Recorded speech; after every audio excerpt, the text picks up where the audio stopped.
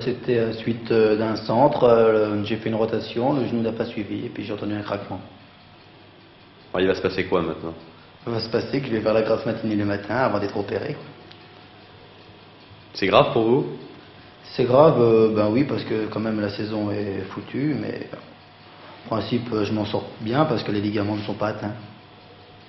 Est-ce que vous pensez qu'un accident comme ça du ménisque, ça va compromettre une carrière, non? Non, ça ne va pas compromettre une carrière parce que avec le ménisque il n'y aura pas de séquelles. Si les ligaments étaient touchés, bon peut-être, mais là le ménisque non.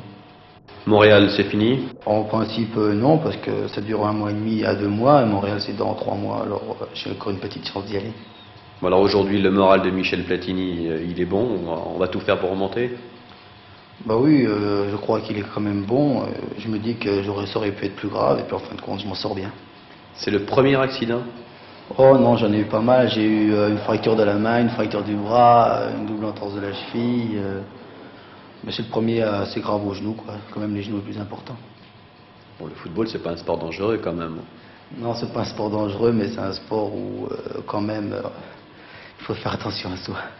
Un ménisque en moins, est-ce que ça va l'empêcher de jouer aussi bien qu'avant? Absolument pas. Absolument pas. Au point de vue intégrité physique, ce sera le même. Il est bien évident qu'un ménisque, à la longue, d'ici une trentaine d'années ou une quarantaine d'années, pourra entraîner des phénomènes arthrosiques, mais ça c'est à longue échéance. Dans l'immédiat, la carrière n'est pas compromise? Absolument pas. Il y a beaucoup d'exemples célèbres d'ailleurs. À part le pépin qui nous arrive au sujet de Platini,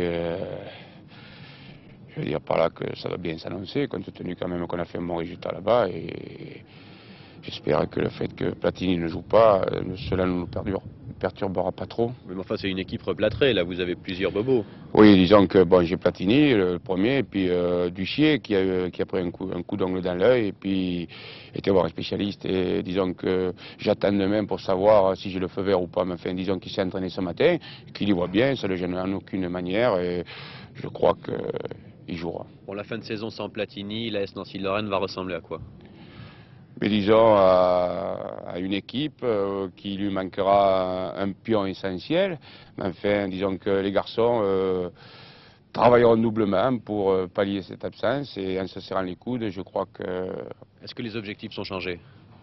Non, on essaiera d'aller le plus loin possible en coupe, et puis je souhaite de tout cœur qu'il soit rétabli pour aller en finale. Secrètement, vous espériez une place au moins dans les 5 premiers? Ben oui, ben enfin, vous savez, bon, ben, on verra l'avenir. Nous avons 3 matchs à domicile, 5 à l'extérieur, disons. Je pense pas qu'on soit en danger pour la descente, mais on espérera malgré l'absence de Michel, d'aller au-delà de la 7e place. Avant l'accident de Platini, Nancy, une place en Coupe d'Europe, c'était possible encore? Oui, mais enfin, vous savez, moi je vois pas si loin, hein, même si intérieurement on peut... Ça aurait pu arriver. Ça aurait pu. Peut-être qu'on va lui faire l'immense joie d'en attraper une, ce qui le colmera doublement.